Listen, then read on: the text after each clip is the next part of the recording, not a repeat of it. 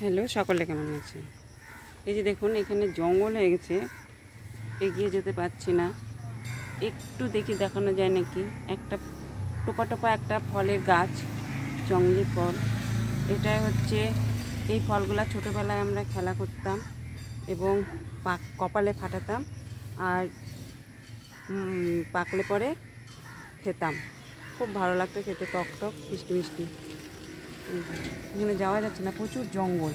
জঙ্গল না থাকলেও আমি যাই না, কারণ এমনি পুকুরে পটি করে হয় জায়গাটা। আর কালকে হাট হয়ে গেছে, দুনিয়া নোংরা সোংরা করে গেছে, দেখুন না, বললেও শোনে না।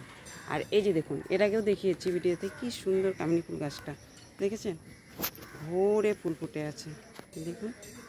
এই যে দেখি আর একটু দেখানো যায় না কি ফল গাছটা।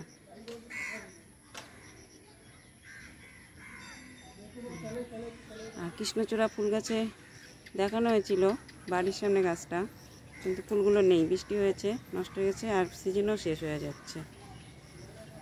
আপনাদের একটু ভালো করে কামিনী ফুল গাছটা দেখাচ্ছে। দেখুন, একটা ভেড়া, ভেড়ার পিঠে আবার একটা শালিক বসে আছে।